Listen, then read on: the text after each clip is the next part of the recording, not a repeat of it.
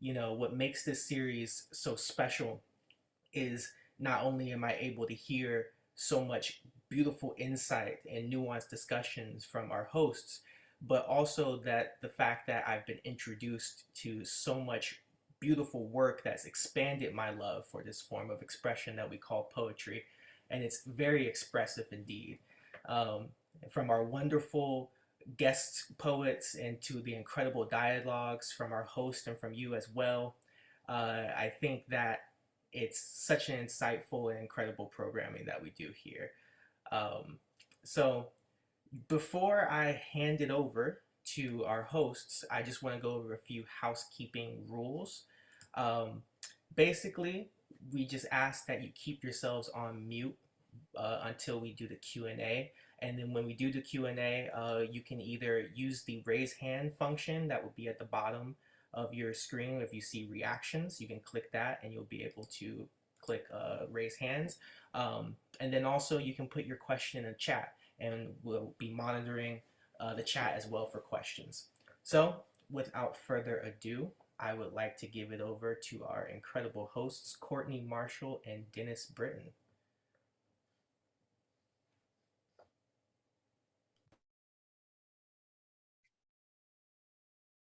Good evening, everyone.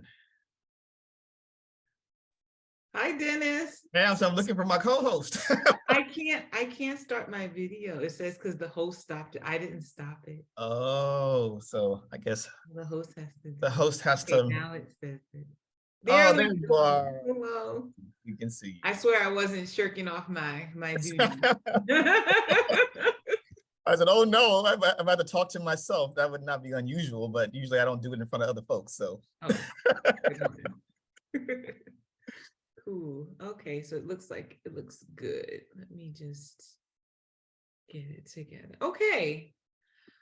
Awesome. Nice to see you again, Dennis. Thank you again to everyone for coming tonight. I'm always happy to see so many happy, smiling faces. Yes. Poetry lovers. Yes, and thank you for our featured youth poet tonight. And yes, we thank you for being with us and sharing your lovely and inspiring words with us. And we hope that you will keep on writing poetry. Please keep on writing poetry. Yes, please. Awesome. All right. We're talking about connections tonight, right? I don't know. Is that what you're talking about? You're talking about yes, our theme for tonight is connections. And, when we were trying to either come up with poems that had to do with connections or we're trying to connect these poems, I think it's a little bit of both. Mm-hmm. I'm just sort of thinking on this topic for tonight, and I think on one hand, this has been something that has come through all this, all the weeks and all the discussions, is the way in which poetry connects us to other people, other ideas, other concepts, and to each other, right? And I think one of the things I love about these poems for tonight is that I think there are lots of very personal and intimate connections and joyful connections, some joyful, some a little harder, but still meaningful. So I'm looking forward to talking about connections with you. Awesome. Cool. And our guests too. And eventually we'll be joined with our guest poet, Lamerchi Frazier. So we're looking forward to connecting. I'm going to keep using the word connecting tonight, connecting with her. Of course, again, I think to echo Terry, if you have questions or comments arise, please do add them to the chat. Yes, Courtney and I could talk all night probably, but we definitely want to hear what you have to say. And Courtney says she has things to do, so she's not talking all night. No, I see. So shall we jump in? Sounds good. All right. So I actually, when I think about, I always say, well, which one was my favorite? I always like to know like what poem was your favorite. Dennis, did you have a favorite for today? Oh, I think I don't know if I had a favorite one. Like on the one hand, I love the Ruth Foreman poem, and maybe it's because I've taught that poem a number of times in class, and I sort of I think I feel very connected to it. Again, I'm gonna stop saying that word, I promise. Though the Danez Smith poem makes me laugh. Uh-huh. It's yeah, and like I mean, and laughter doesn't necessarily have to be like, not serious, right? But there are some moments in the poem that just crack me up, and I sort of say, well, there's something really there, right? So, it's funny, but it's making me see things in a completely different way. So yeah, I guess I'm waffling between those two poems. Okay, so I'm gonna start with Ma Rainey then, because you had those other Okay. two. And also, I mean, I was thinking, we don't have Ma Rainey here to sing, but if you haven't heard Ma Rainey sing, I hope that that folks will. There was also a film about her recently. Queen Latifah played her. But if you don't know who Ma Rainey is, so this is the second poem by Sterling Brown. So she was a blues singer, really influential blues singer, along with people like Bessie Smith. And what I like about this poem, and I talk about Danez and thinking about teaching this poem. When I've taught this poem, I love how its title is Ma Rainey, but it's not about her, but it is all about her. Also, if you have Apple Music, and you can do this on YouTube as well, but I listen to it as I'm just walking around. You can listen to Sterling Brown read this poem, and it's beautiful. So we'll read it. It won't be as beautiful as Sterling Brown, but we'll do our part. But I do want to read it to kind of get the words out there. Is that okay, Danez? Yes, sounds good. I like how I said, is that okay? Yes. So we're gonna read. So this is Ma Rainey by Sterling Brown. When Ma Rainey comes to town, folks from any place miles around, from Cape Girardeau, Poplar Bluff, flocks in to hear Ma do her stuff. Comes flivering in or riding mules or packed in trains, picnicking fools. That's what it's like for miles on down to New Orleans Delta and Mobile town when Ma hits anywheres around. They comes to hear Ma Rainey from the Little River settlements, from black bottom cornrows and from lumber camps. They stumble in the hall just a laughing and a cackling, cheering like roaring water, like wind in river swamps. And some jokers keeps their laughs a-going in the crowded aisles, and some folks sit there waiting with their aches and miseries, till Ma comes out before them, a smiling gold tooth smiles, and Long Boy ripples minors on the black and yellow keys. Oh, Ma Rainey, sing your song. Now you's back where you belong. Get way inside us, keep us strong. Oh, Ma Rainey, little and low, sing us about the hard luck round our dough. Sing us about the lonesome road we must go. I talked to a fella and the fella say, she just catch hold of us some kind of way. She sang backwater blues one day. It rained for days and the skies was dark as night. Trouble taking place in the lowlands at night. Thundered and lightning and the storm began to roll. Thousands of people ain't got no place to go.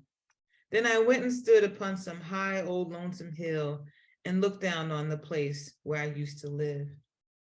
And then the folks, they naturally bowed their heads and cried, bowed their heavy heads, shut their mouths right tight and cried. And Ma left the stage and followed some of the folks outside. There wasn't much more the fellow say. She just gets hold of us that way. She just gets hold of us that way. When I read this, it's important to read it out loud and to hear it. When I've taught it and read it with students, they don't understand the language. And so it's good to read it out loud so they can hear the word. They're like, oh, that's what that word was. And so I always like reading this poem. And I'll say what I love, and I said this earlier, that it's about her, but it's also not about her. And when I read this, I imagine, and I talk to people like, have you ever been to a concert and felt the excitement going into a concert. And I asked my students, who's someone that you've seen in concert or want to see? And they'll say like Taylor Swift, or somebody talked about going to see the Wiggles, once with a little sibling. And I asked them, what's it like, in the parking lot, going into a Wiggles concert, or if you go onto a sports event, like what's that energy like?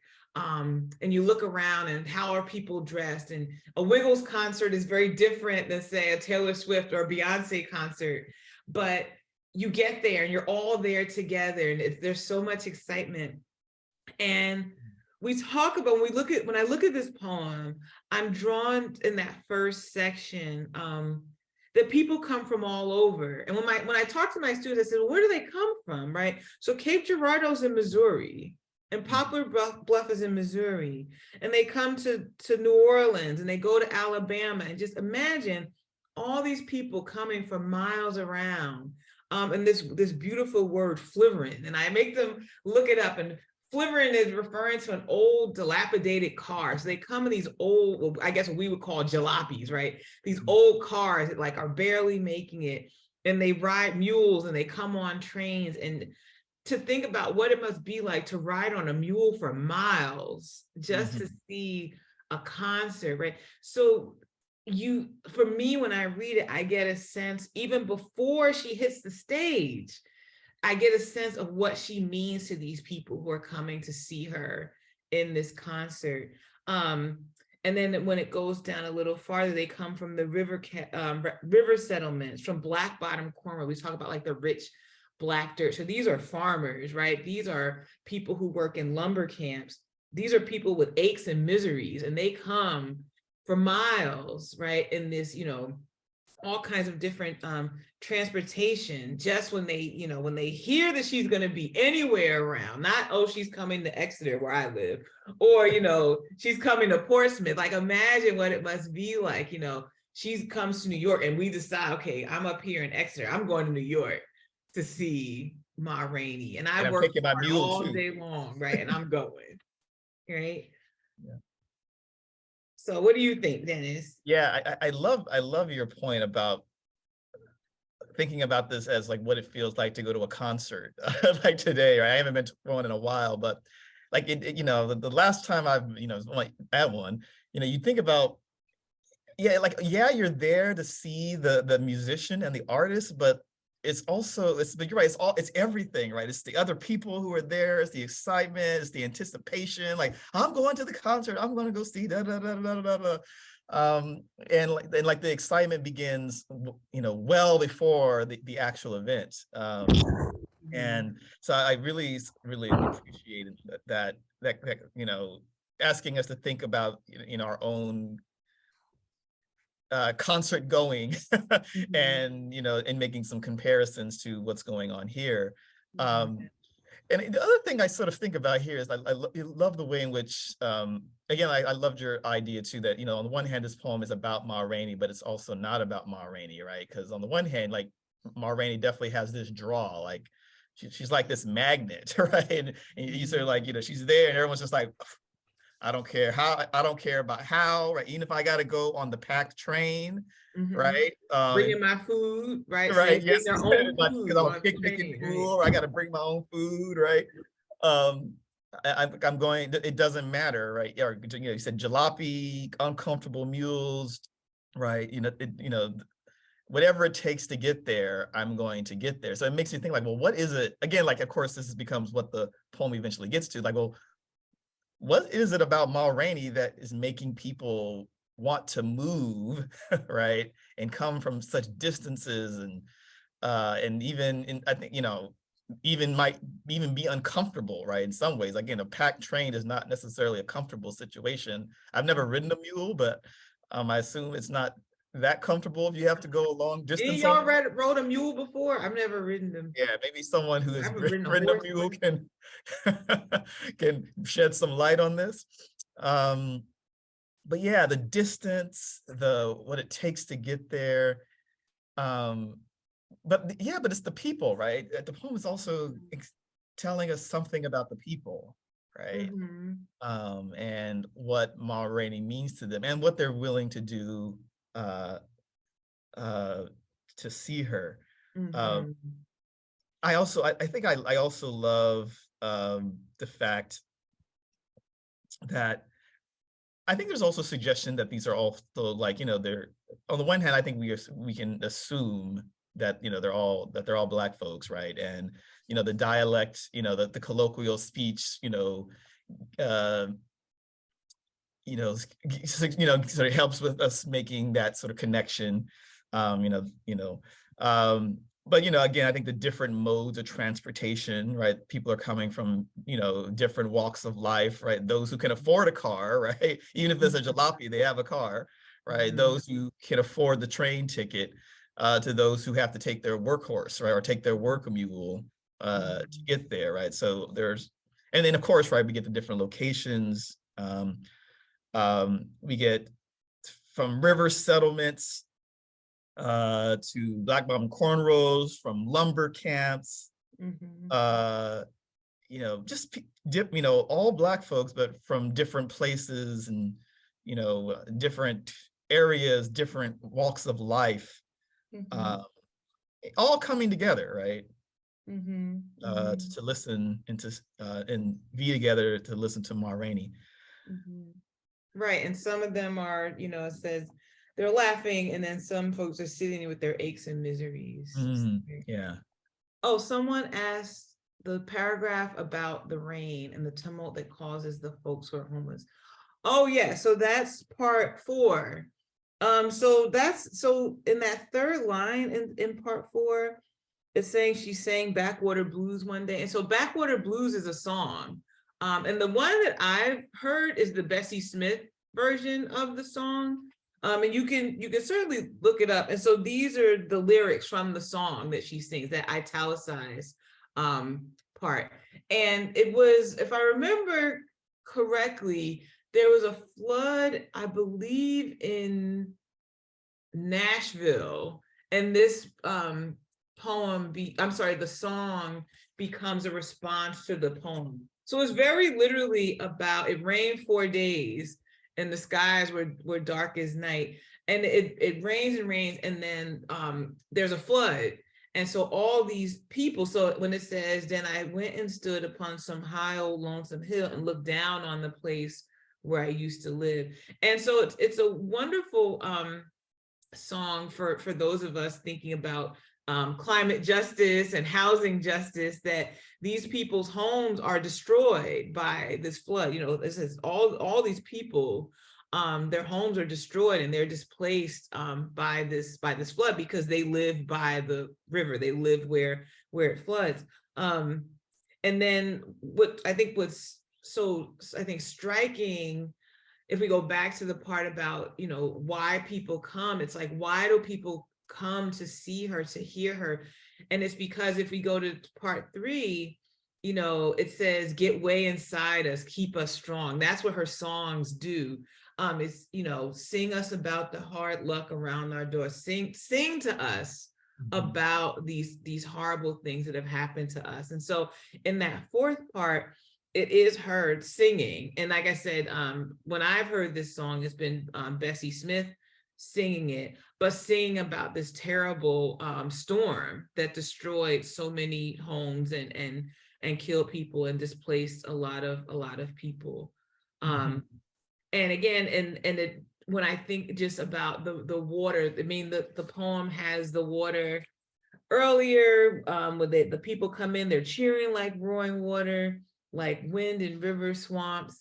And then you have the water of the flood, the rain that comes, and then they cry at the end, right? And so it's just like water on top of water.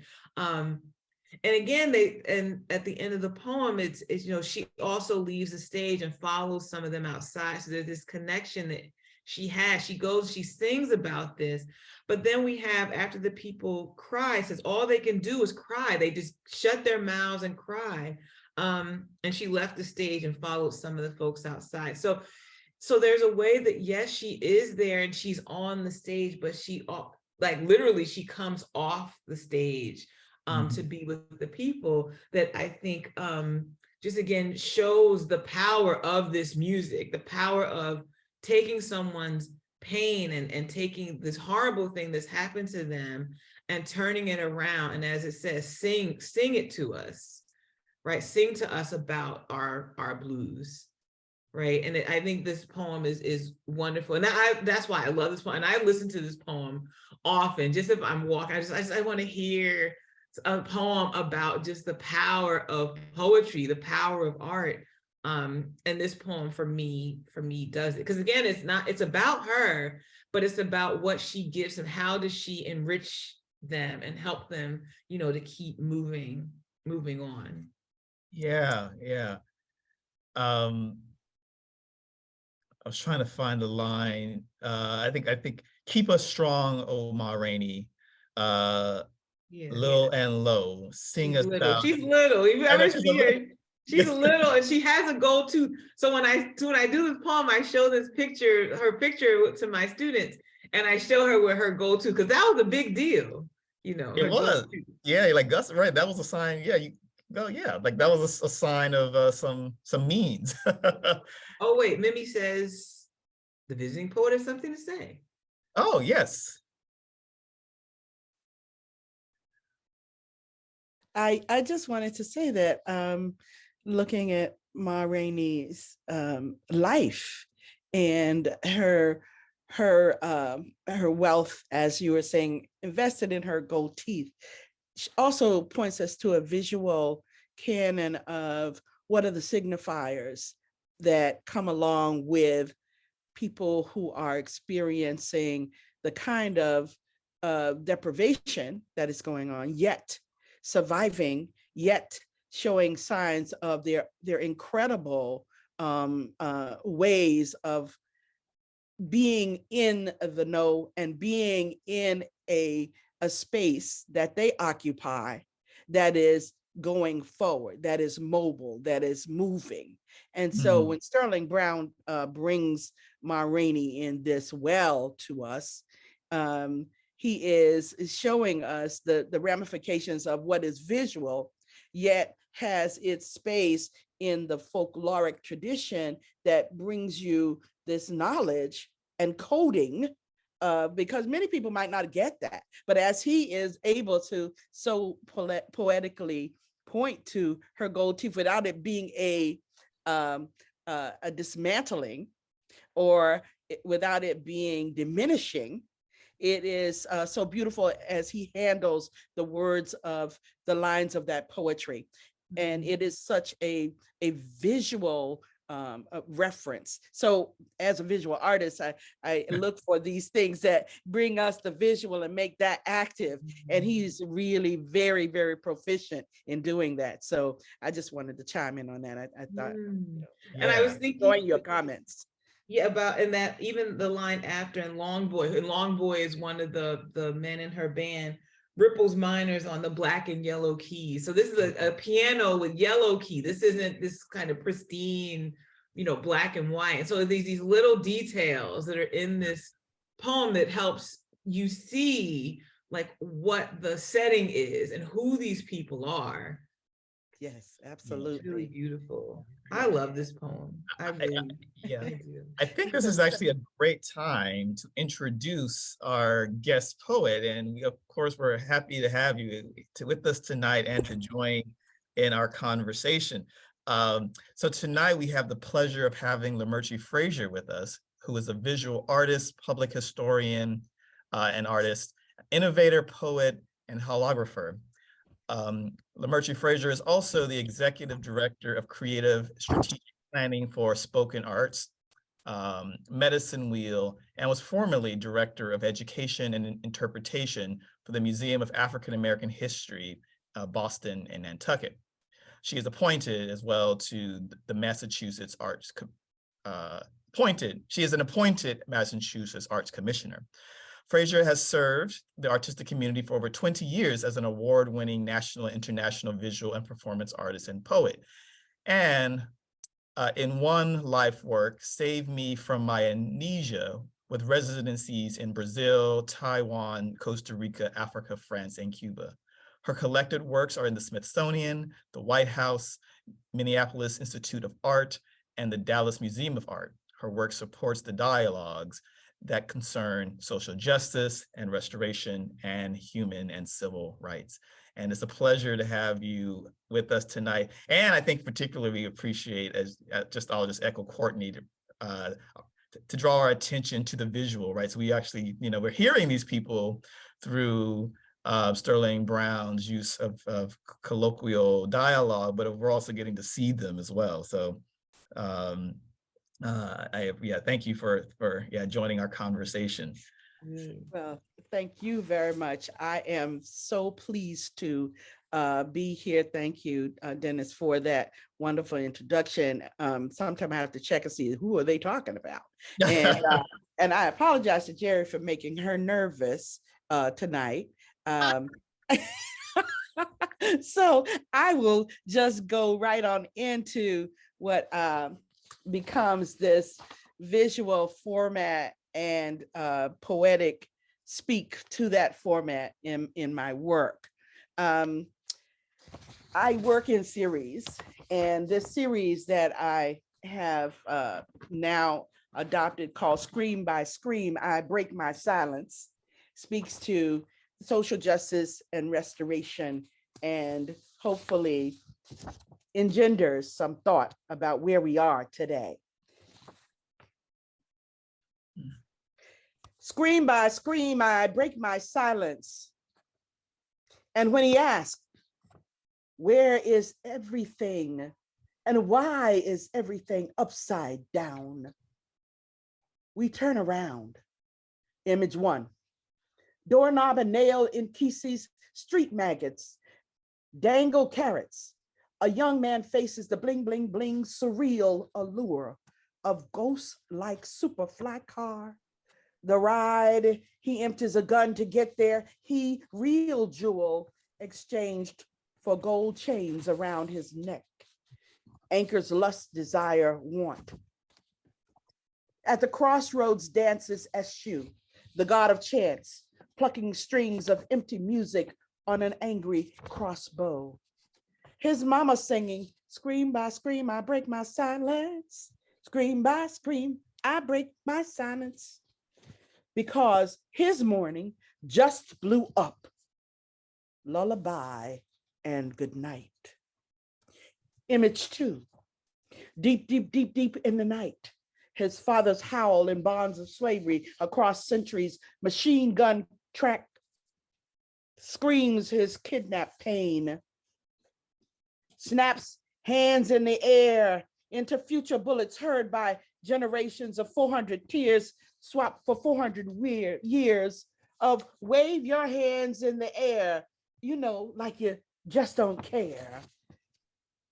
They were living inside the lines, but you stepped out. You had the courage.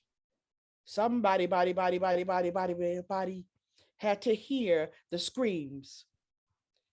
Quiet is very different from still.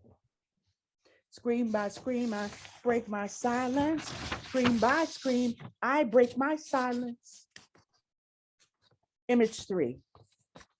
Chalk lines weight of a mother's grief on urban asphalt streets.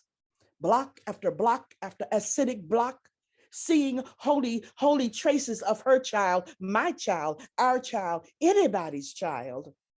Now only a dusty outline of hope for a mother's salty tear garden pool.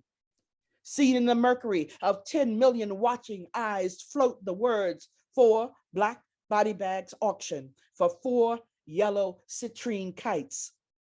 Going once, going twice, sold. She dreamed he would fly one day in her lullabies. His wings transformed into protective umbrellas. Scream by scream, I break my silence. Image 4. Soothing water, hysterical baptism, praise shouts, cleansing, coming children, fruit of collective protest. Stop killing us, we say. Stop killing us. I said, stop killing us. You say, stop killing us. Collecting corpus is not a hobby. Echoing soul of an ancient past, grand architects and grandmothers. A bird conjures a new day dawning, the sacred geometry of love. Because we won't take it anymore. Because we won't take it anymore. I blink my eyes, can't take it anymore. I blink my eyes and we won't take it anymore. Scream by scream, I break my silence because our civilization hit the wall. Built love better for our children. Prayerful hands embrace the child, and men past 25 survive. No guns this time. Concentric circles surround us with vistas of apricot skies and anthems doling water. Voices out loud. We tell ourselves a story we want to hear. From spatial justice in her triumphant eyes, we stand up inside ourselves. We stand up inside ourselves. And when he asks why, we say, because we won't take it anymore. Their lives matter, our lives matter, bleed significance. What? We won't take it anymore? What? Raise your voice. We won't take it anymore. Scream by scream, I break my silence. Why? We won't take it anymore. What? We won't take it anymore. Scream by scream, I break my silence. Scream by scream, I break my silence. Hashtag radically stated.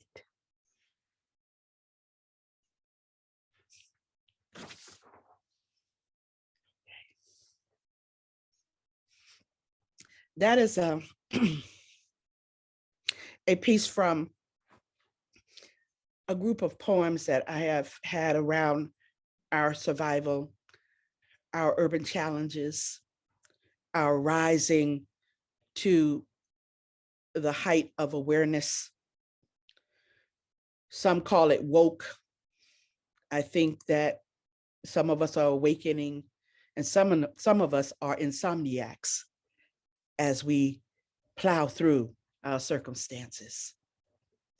And with this, the visuals that I create, this one particularly, is a call from the left side of the screen across from the continent of Africa and those who were enslaved as they crossed the Middle Passage with the pyramids in the background, the sun doling the water, and the mothers who become those transparencies on the right hand upper corner as they look up.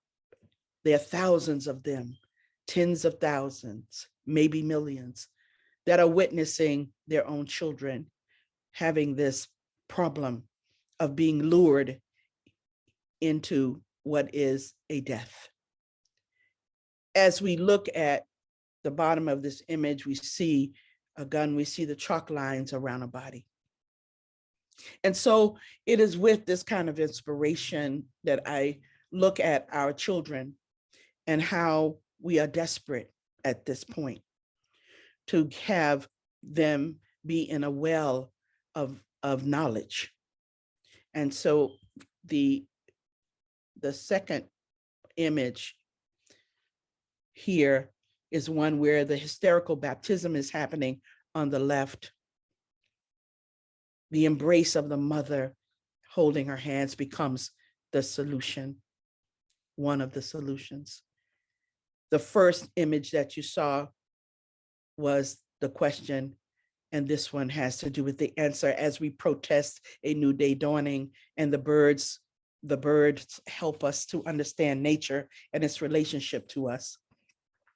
And at the bottom of the image that you see here, you see our knowledge from Kemet and Egypt and Crispus Attucks and E equal MC squared, and our father embracing his child. Excuse me. And no guns this time. So these images in the visual and in the written work together. So as we see on the right-hand corner, the final image I want to point to is a young man who is at the trial of the Panthers in New Haven, Connecticut in 1972.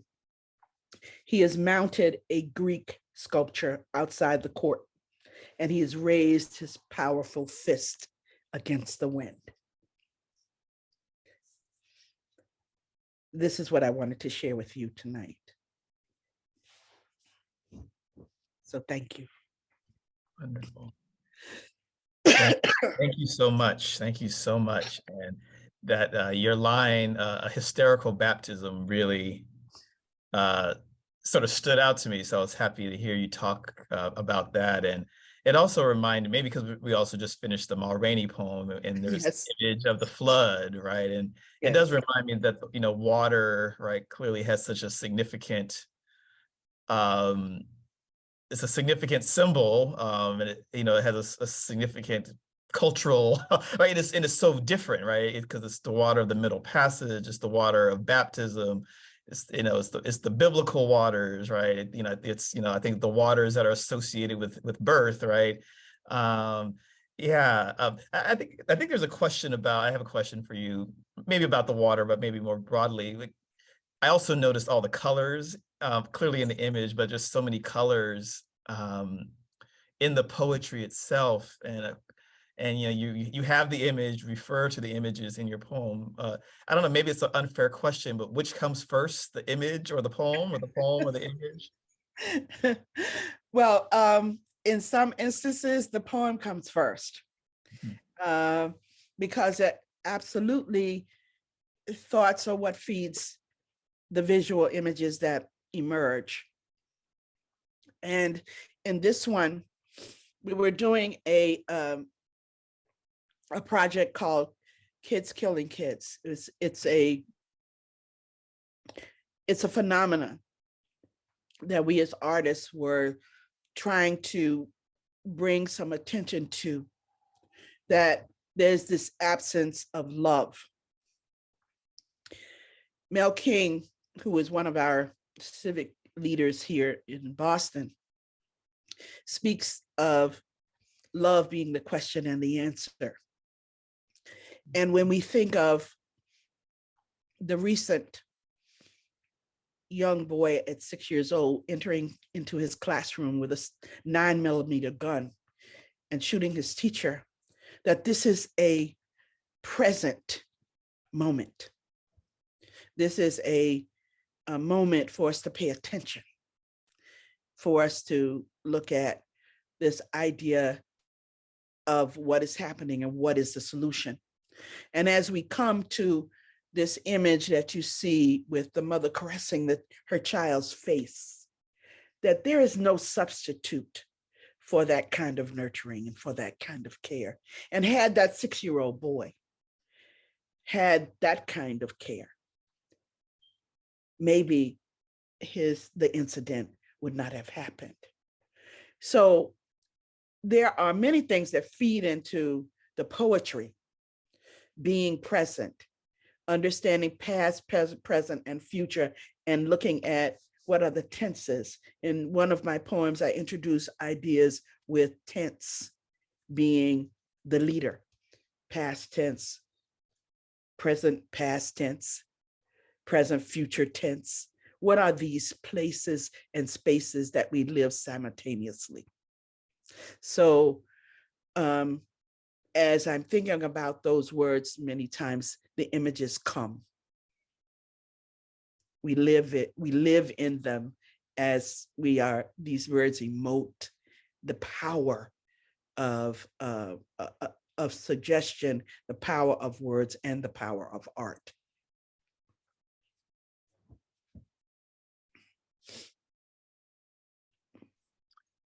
Thank you for that. In some ways, those comments remind me of another poem we had for tonight. Even though they're sort of very different in terms of, you know, I would say that the tone, like, you know, the tone of the poem you just read was, you know, I think, you know, it had a lot of gravitas to it. You know, in some ways, you know, Ruth Foreman's poem is, you know, it begins with hopscotch, right, or skipping, I believe. So it's much lighter. But I think you know, there's a connection between the way in which you talked about care and the way in which I think we see poetry caring for people in her poem. And I'd like, so I'm just sort of now thinking about, the care that comes through words, or the way we can use words to care for ourselves and to care for each other. And again, I think, the tones of these poems are very different, but I sort of feel cared for in similar ways from your poem and also in Ruth Foreman's poem.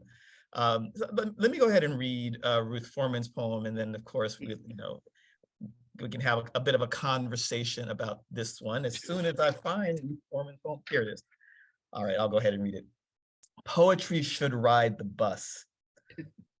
Poetry should hopscotch in a polka dot dress, wheel cartwheels, hold your hand when you walk past the yellow crack house.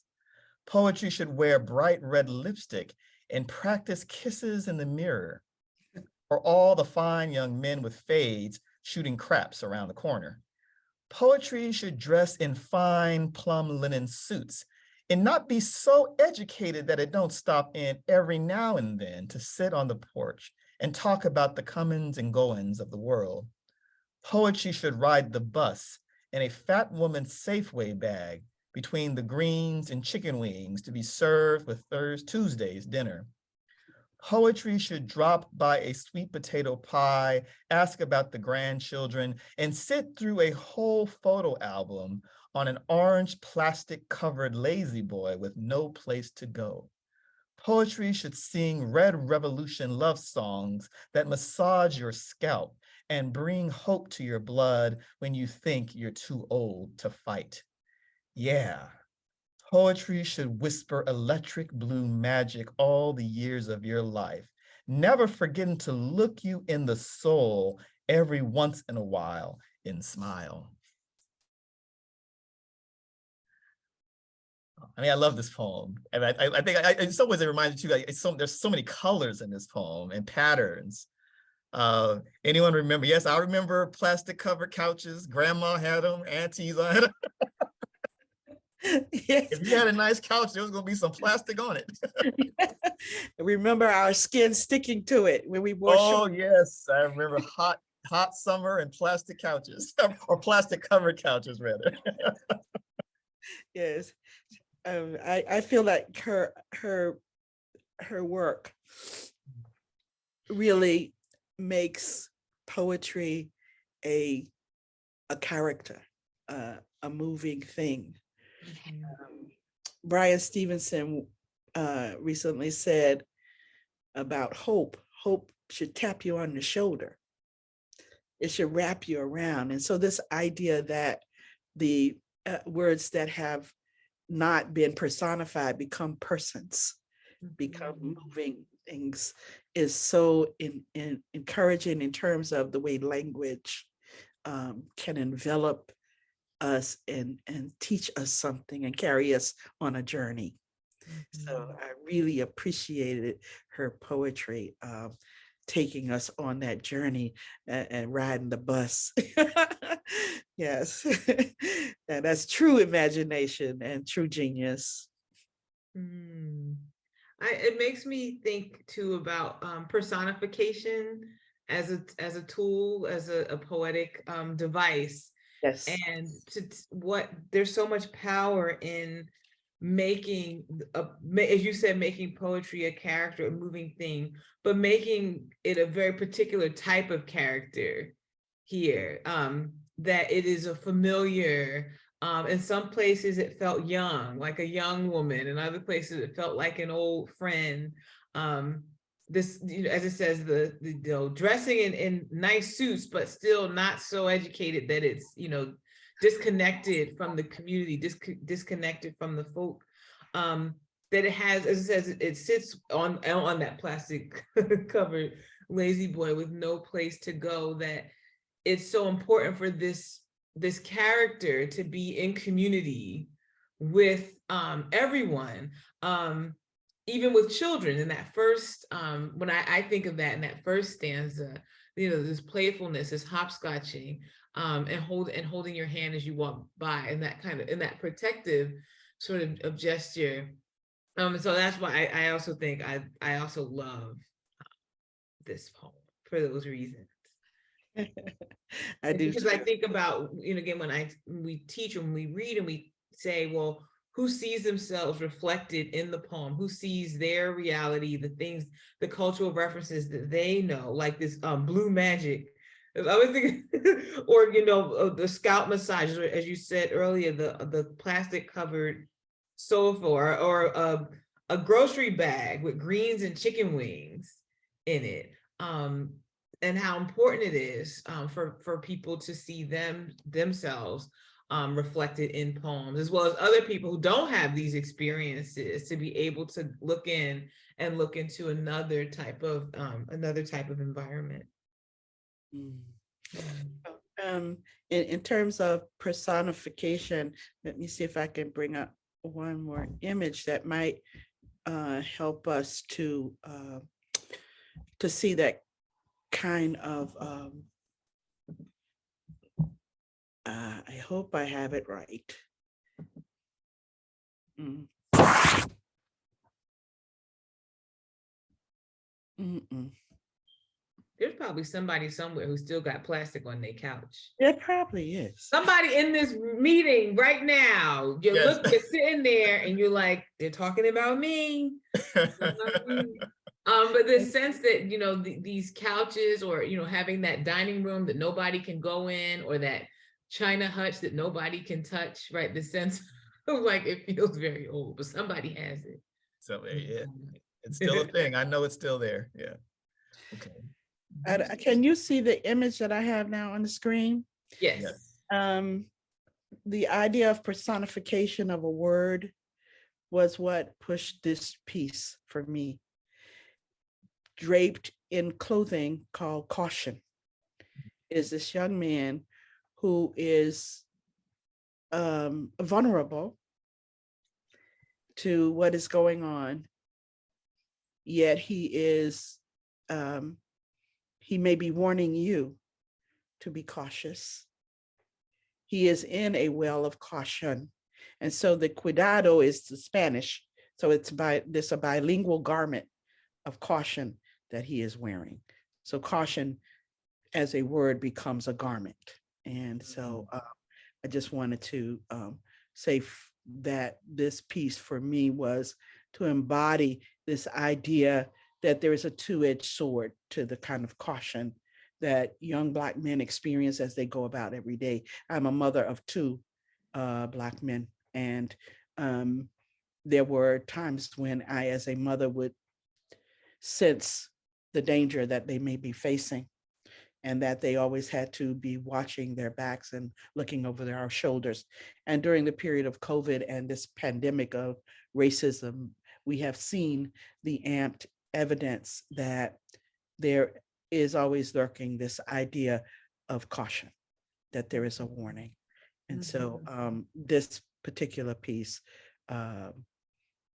purchased by the museum, the Minneapolis Institute of Art, is about that message, but it is poetic in its own visual language. I just thought I'd share that with you all. And there are poems that go with this series, but it in of itself speaks a lot. Yeah. Thank you. Yeah. Well, yeah, we definitely get the word and the image, right? We get the words and the image working together. So, yeah, and it's making, this conversation and the image about personification, like, and what does it mean to, like, for your, like, to what does it mean for you to have to embody, right, things in the ways in which culture have made Black bodies embody and like we don't just get to be, right, but somehow our bodies are always signifying, personifying other things, right? Of course there are spaces where we get to just be, right, but in a sort of large, in other spaces, right, right, our bodies begin to stand for things that are not us, right, that we become, other things, we become the personifications, I think, like, of danger or caution, right, and other things as well. So see, that's so interesting, because I was drawn to the fact that the words are vertical, they're not horizontal. And so when I look at it, I'm thinking I'm standing over the figure. And the words are both, so if I'm standing on the figure's left side, I can read it, and there's somebody who's standing on their right side, and we can read it. And yeah, but it's not horizontal. Like I'm looking at it as I'm looking at this person. I'm invited to for me to read it, the figure has to be tilted. Which to me is it just makes it even more interesting and fascinating to me. Thank you for that. The viewers always bring a message in the work. So thank you for that. Thank you. Yeah. Well, I think of course that's what we love about art, right? Is that, and I think it's just one thing we love about talking with, living artists and living poets, right? Is that, meaning making is, it's collaborative, right? It's in community, right? We start saying crazy stuff about your work, let us know, but but yeah, but your work invites, right, these meditations, and that's what I think, art does for us. It invites the meditation. So I'm looking at our time. And Mimi had a question: is food only food, or does it rise in importance and significance? And we won't get a chance to read dogs all the way through, but I think that's a great question to pose to dogs. Are dogs only dogs, or do dogs rise in importance and significance? What does it mean? And I know you said, Dennis, you thought this poem was really funny. I will also say I have cats, so if you have dogs, I would love to hear kind of how you read this, or if this poem made you think about the cultural significance of dogs, the importance of dogs. Dennis, you don't have dogs. I don't, but I've had more contact with dogs than I had with cats growing up, just because I was, around them more. So yeah, I don't have any dogs now, no. Cats are better. And so I'm wondering, what parts did you think were particularly funny? You said it was funny. I thought the first line was funny. That's true. Scooby-Doo was trying to tell us something when every time that monster mask got snatched off, it was a greedy white dude. And that's true. It was so often on Scooby-Doo. Every killer, every, boogeyman, it was just some white guy trying to steal money or keep people out of money. Scam. Keep money. And I thought it's funny because on the one hand, I said, how did I watch Scooby-Doo all those years and never get the message? I'm like, Scooby-Doo was much more radical than I thought. True. And the way he lays out social issue, using this device, as you have said, Courtney, using this device of a dog, yes, and then the coded language of DAWG. In one of the pieces of the poems, is a man's best friend, or the endearment, the endearing quality of that word to mean someone really close to me. That's as the street vernacular uses, that's my dog. And I've had many that's my road dog, that's my dog, and we've had so many conversations with teenagers about why they use that and what happens with language in its intention. And so, though at first the response would be, why are you calling him a dog? He's not a dog. He's supposed to be above the animals. Yet having the understanding of the context and the intent of what that means changes its meaning and its application. And so I thought that he was very clever in the way that he brought that forward. Yes. Danez Smith, they are something else. And I particularly I'm drawn to, this is on our page, it's the third page, and it's dog bread to smell the coke, dog bread to smell the bomb, dog bread to smell the nigger hid beneath the floorboards.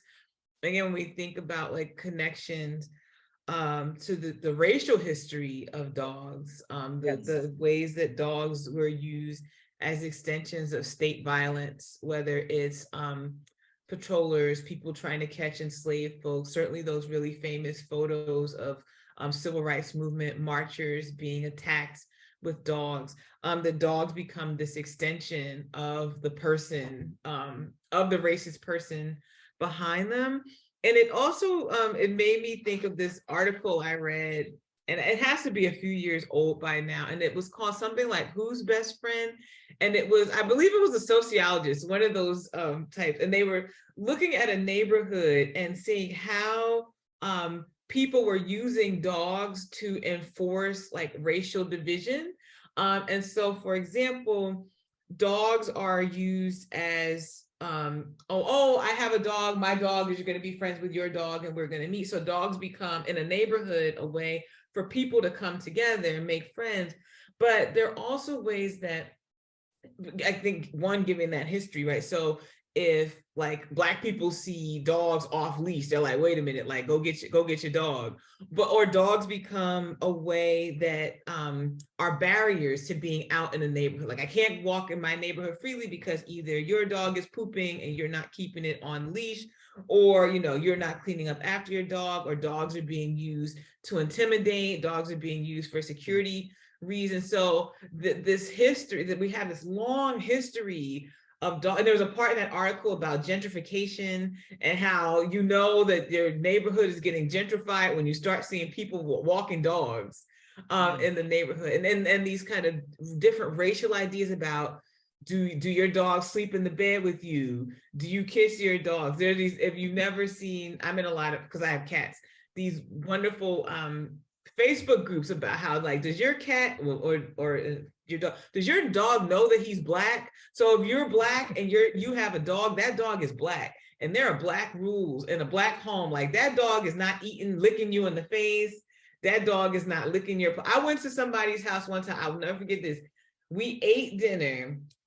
She put the plates on the floor and let the dogs lick the plates before she put them in the dishwasher. I never, ever went back to that woman's house ever again. I was horrified. I went to another thing where it was like a buffet. It was a potluck. It was at my school. It was first year. And it was a dog, and the dog was like up on the table. I said, never again. And nobody said anything. I said, that would never happen. Never happen with Black folks. And I said, that's it, I can't do it. So there's this way that, and this poem for me brought it up, like there's a way of being a Black dog, like a Black culture dog and a white dog. And so that to me was just the really kind of funny part. But for me, what was really moving were those places where dogs become this kind of symbol, but also this extension, but also a really important figure to study, right? Even through pop culture, but also just looking at photographs, of dogs, and not to mention all the kind of racist connotations with things like pit bulls and chihuahuas. That there's a ways that dogs are racialized in our culture. Like, the golden retriever is not the same as the pit bull. And I think this poem asks us to really think about how is it that we've imposed our own ideas about race, whether it's funny, like, dogs don't lick us in the mouth, or, to something like, I'm going to train my dog to go and bite people who are marching in the streets for freedom. Well, there's also this context of dogs being, as you were pointing out, the Black dog, the white dog, but this idea of signifying culture. In places like, I have friends from Dominica, which is an island in the Caribbean, in the Leeward Islands, and one of the marks of a conversation that we had was about the skittish dog, that the dog would react in ways where it belongs in the community, yet it knows that it is not worshipped and put on a pedestal, that there is a place that I belong as a dog. And they were making comparisons to how in American culture, the dog is raised to heights that would not be possible in a nation where people are having wealth challenges more so than places where there are many affluent people who can raise the level of the dog, and the dog shows, and this whole culture created around that. So I really appreciate the focus on the dog in a way that brings us to think about, how are we living with the animals, and how are we perpetuating a more natural environment, or whether we are not, and does that affect the ecology of things? And so, yeah, just thinking about that, and how we make some of our animals overweight, and all fairness to them, they have heart attacks, they have sugar diabetes, as he's the sugar took the grandmother and I laughed at the that. dog and the dog. The sugar. So those things are. But I also think about, when you talk about ecology, think about kind of the invention of the dog park. That dogs have their own space that's carved out in a community for them to go and meet with their doggy friends and to run around, to be free, to be outside.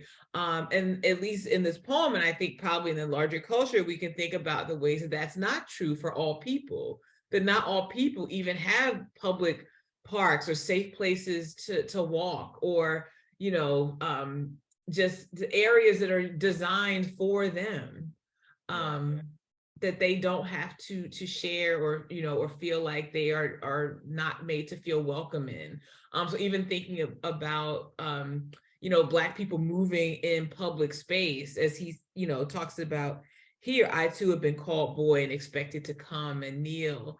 That there's a freedom in the dog part, a freedom to being a dog, well, particular kinds of dogs, right? Because there's also air butt, so the talented, obedient beast, which is the other part of the dog, right? We love the dog. Well, y'all love dogs. I have cats, but we say, like, people love dogs because dogs do what you tell them to do. You can train a dog, and if the dog is untrainable, it can be put down. Whereas they say cats don't listen to anybody. Yeah. Which is true. They don't listen. This is also reminding me of, I think you're right. I love this conversation because the dog in this poem is so many different things, right? And like it's recalling all these different histories. And it's reminding me, this is an old story, but I remembered, I don't remember, folks remember Michael Vick, and he got in trouble for dog fighting. And I remember distinctly, my mother was so annoyed with that story because she said, people care more about dogs than they care about Black people. Right. I think, and this is reminded me of your comment as well, about, the way in which, dogs in the US, right? Again, and certain gentrified dogs, right?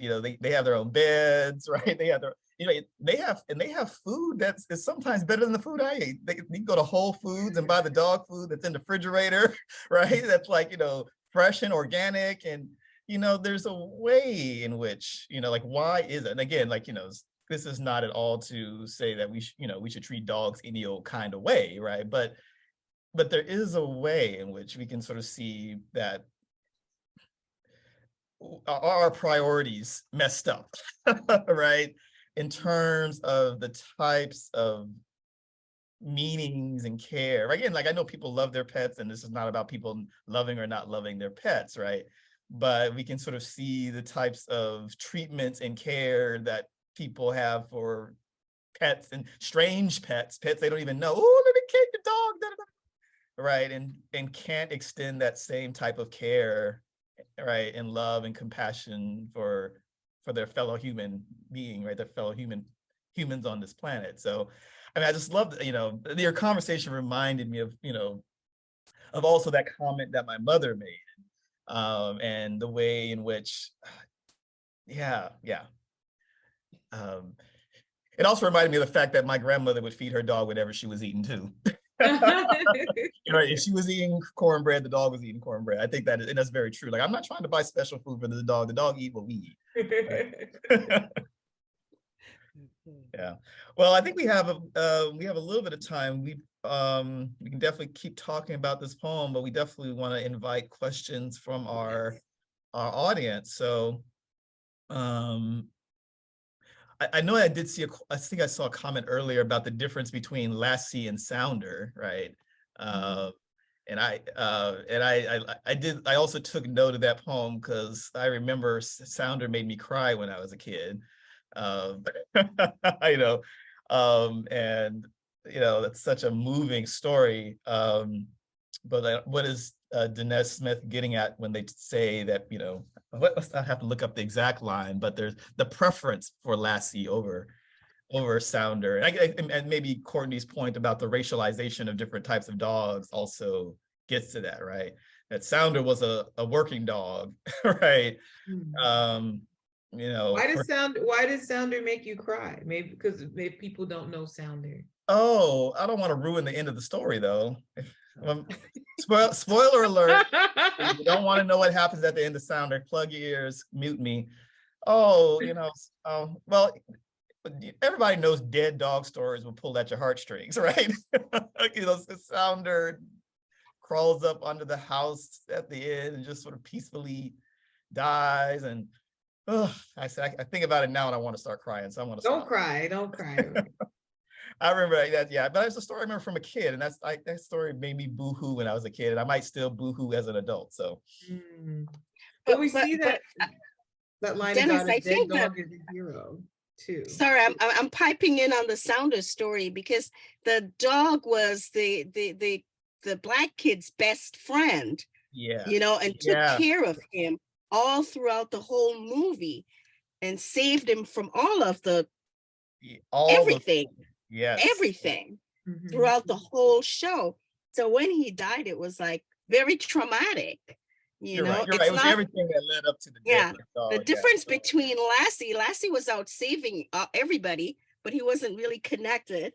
And there was Sounder connected to this one guy, and really a full fleshed out American story, you know, of race and racism and father love and parents, the whole fullness of Black life that we never see. And in the end, he dies. Yeah. No. Sorry. No, sorry. I was trying not to give too much away. Just don't start crying. You're right. It's all the emotional investment, right? That in that story and this connection, right, to this, this Black boy and the family, right, and the reality of the situation and then it just really, watch the movie. It's good. Jerry Ann's left us again. Jerry Ann popped in and popped out. All right. And I just want to also point to the line I was saying it before. This is right above about the dog bred to smell the coke. Which again, I said is a way you can breed a dog to do things. A dead dog is a hero. A dead lion is a hero. A cloned sheep is a miracle. A dead child is a tragedy. And in parentheses, depending on the color, the nation, the occupation, or non-occupation of the parents. So again, thinking about the value of life, saying, what becomes tragedy, what gets labeled hero. Yeah. And again, thinking about when dogs have uniforms and dogs have jobs, and there's a way that they get these human kind of things put onto them. Yeah. They become these agents. And again, some dogs are going to be seen as, bringing people closer together. But again, as that article that I referenced, it's becomes more people like me. So you are like me. So your dog is like my dog. And again, it becomes just this way to reinforce these connections, but also disconnections. I know you talked about connections earlier. Yeah. And I will say also watch Cujo, which is one of my very favorite movies. Cujo also dies in the end, but I love that story. But even if you watch the movie, read the book, because the book is beautiful. Cujo was just sick. He was just Mm. sick and he had a headache and people were being very loud and he just wanted people to stop being so loud. Oh, yes. Another very good dog movie, right? Or I've never read, or dog book, another dog book, yeah. All right. Can I jump in again? Yes. There's the last line in that poem. It just speaks so cultural to me. The dog upstairs won't shut up, but I can't hate him. He's up there alone all day making noise. Must be the only way he knows he's not a ghost. Yes, a great And I just line. think of, there's all these stereotypes that we put on Black people. They're so loud, making noise, being present, and yet being invisible in the country. It's that same thing of this. I can't hate him because he's doing something to be seen or to be known that he's not a ghost. I find that so culturally significant. Yeah. Oh, it says Mimi wanted to say something. I want to ask Cassie, can you hear me, Cassie? Oh, no, she can't. I wanted to ask her if she had a dog, but she can't. And she spent the whole evening and she's having her supper staying, listening to all this. Cassie, do you have a dog? No, she can't hear me. It's Corinne. Corinne, do you have a dog? Sorry, Mimi, her name is Corinne. Okay. Oh, sorry. Corinne, you're muted. Kind.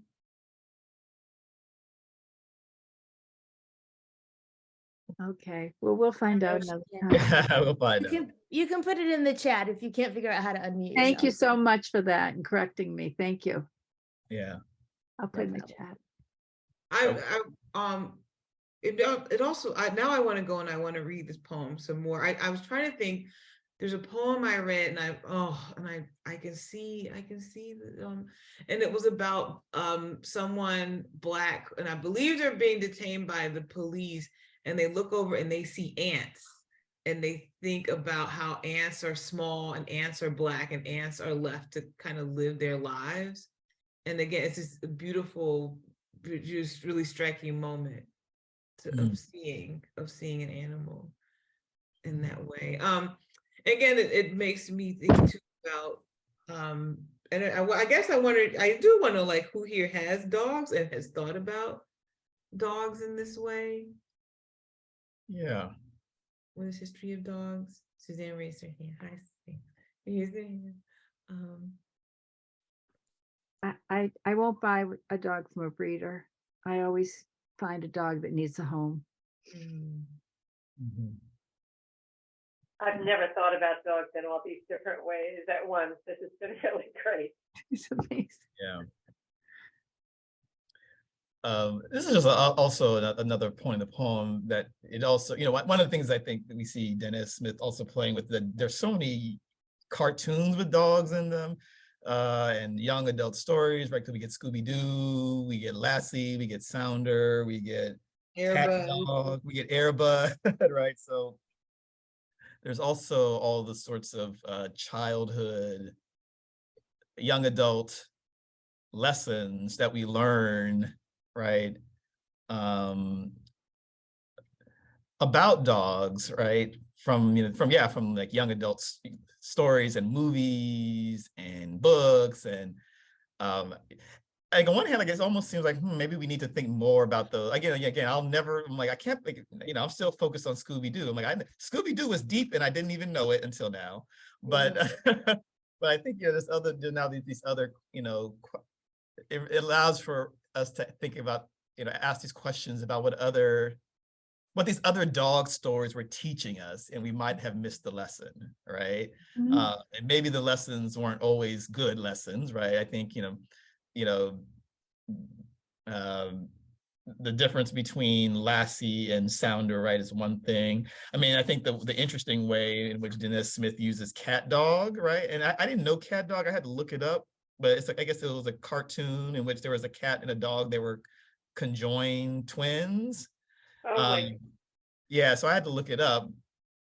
But it becomes a way of, Danez Smith using that as a way to, let me find the line, the gay agenda made cat dog to offer your children gender to their seven-headed God, right? So, it becomes this sort of like, the cat dog being, interpreted by conspiracy theorists as they see this is all part of their larger plan to undermine clear distinctions between this and that, right? And on the one hand, I don't know cat dog. I've never watched cat dog. So I can't comment on cat dog. But I also think it's an interesting moment where Danez Smith also sort of points to the way, I know, so maybe it's another example of how we begin to, for right or for wrong, impose ideas, right, about culture. In this case, a culture about gender identity or sort of sexuality, but when we begin to pose those ideas onto cat dogs. I mean, like, I know a cat dog is not a real thing, but onto animals, onto these stories. Yeah. Mm-hmm. Yeah, and I'm thinking too of the visual and what kind of visual it would be when it has the line, during the new moon, I switched from an A to the traditional ER. I raid the farm, smashed the melon patch, swallowed chickens whole, spit out the bones, ground down to smoke. How Jesus toward the sky's great nothing. And this idea of a person becoming a werewolf almost, but eating water, like becoming, switching, as it says, switching from the A to the E, or the hard R, and just when you become the hard R, you go and you eat chicken and watermelon. Like, it's just, it's hilarious. Yeah. But yeah, it's just, again, it's these things that you it's hard to catch, like, unless you read it and you're really like, oh, wait a minute. Yeah. Yeah. So there's this, all the thing with the werewolf is there's always that wolf is always right under the surface, right? And you need to wait for the moon to come out for that change to happen. And actually, I was talking to my students. We've been thinking about werewolves a lot. I don't know why. We just brought it up. But yeah, that animal is always there under the human skin, just ready to come out. So that person is always dangerous. Yeah, just need a little something to change. See what you did, doggone. Nice, Eric, but Yes, nicely done, nicely. So are there other people who want to weigh in, even on the other poems? Like, please don't let us talking about dogs keep you, from talking about blues or greens. Blues or greens. I like that. That was cute. Or chicken wings. I have a poem I could share, unless Sure. there's someone who wants to say something. Please do. Okay, this one is a little different from the other. It's lullabies. For those blessed mothers who sit on park benches afternoons, staring into space in song, waiting for mercy's grace, like the one who gave birth recently, now to find themselves confined to the world's edge. Singing lullabies for those women who spend a lifetime caring for someone else, who are suddenly not required anymore. For those women who are stuck inside relationships so bad they don't even realize they're screaming. For those women who long to see themselves in places of beauty where free skies sing mist around moons like something dissolves in water, the place where their music transcends rattling bones and urban sirens. For those women whose grandmothers chased them past moments where blue crystal unshattered water whispered her secret questions, where their mother's voice answered. For those women, each one whose rose petals rest inside her soft velour ranks, where no one can touch her, at her center where she is dark and fragrant. We peer through her lens where a droplet of water on a petal above her heart exaggerates sounds of her lullabies, who chant concentric mantras for those women of ancient oak, where the rings of the sun cite their redemption, their songs, where they used to know names of the flowers, now their flowers remain nameless melodies. For those women in saffron robes whose brown skin, sable hue, skin mimics cipher of an apricot drum, prostrate at the altar. Their indigo veins howl, carving the blue morning into marble. They run into the wind, see their grandmothers, a bird riding the shoulder of Venus, kissing them with maroon verses, sounding her rising wisdom. I don't know what we expected to see. I don't know what we expected to hear, but we witnessed her scream out loud. Our wake-up call. You rule. You women, you rule with strawberry breath. Scream by scream, she breaks her silence as she flies away. Hashtag emphatically stated. So that takes us to caring again. Yeah. So. Wonderful. Thank you so much. Thank you so much. All right. Any final thoughts or final words, Courtney or Ms. Frazier? Other than I think it's been a pleasure.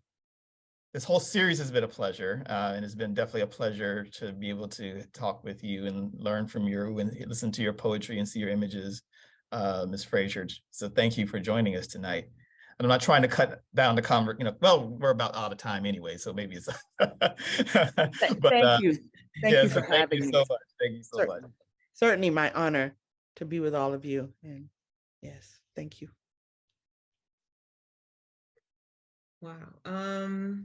I know this has been so much fun. I love Black poetry. I love Black literature and I love Black poetry. And I hope, I hope that the series inspires you all to read more Black poets. And April is National Poetry Month. Next month is Black History Month. So even if you just take those 2 months and you say, I'm gonna read some Black poets 2 months out of the year. And also, I encourage people, if you have a local library that you really love, a community center that you love, Black History Month is a great time to do a program yourself around Black poetry. So you too can be out there spreading the good news of Black poetry. I will be doing that next month, an assortment of different events around Black poetry and Black lit more generally. Yay. Excellent. Yeah. Thank you so much. I guess we turn this back over to you, Jerry Ann.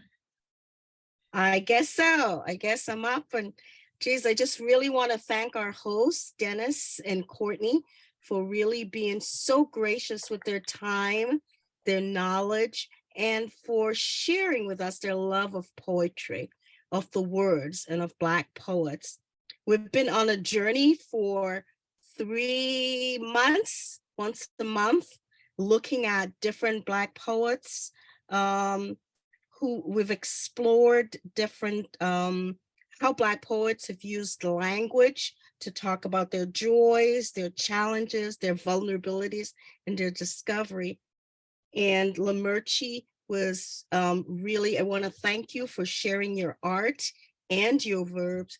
You put those images to what poetry does, is create these images in our mind and bring to life. I love what you said about poetry is a character, a moving thing. And we definitely saw that in the poems that we explored tonight and the ones we've explored throughout the season. I'm a lover of words, so I love poetry, and I hope that I want to thank our audience for joining us, because you must love words too, or you wouldn't be here all these 3 months joining us. And I hope we've introduced you to some poets you have not heard or known of before. I hope the words of our poets that have shared have inspired you to read more. And I hope, as in the word of another poet, Nayera Wahid, she says, poetry, right? I'll just read this really quick. If I write what you may feel but cannot say, it does not make me a poet. It makes me a bridge. And I am humbled and I'm grateful to assist your heart in speaking. Grateful. And I think that's what poetry does. Sometimes we can't express ourselves, but our poets do that for us. So I want to thank our poets. I want to thank you all for joining us. And if there's, we will definitely offer this series again. So we'll be back next November. Check our website for our programs in the meantime. But if there are poets that you want to explore, that you want us to look at, just send us the information. Send it to Gina at blackheritagetrailnh.org, because we'll start planning for our next season. As soon as one's done, we start planning for the next one. And I will leave you with the last bit. This is one of my favorite poets, Nayera Wahid. As I close, just for you to think about these words, how magical poetry is. What can I do when the night comes and I break into stars? Osmosis. Thank you for joining us.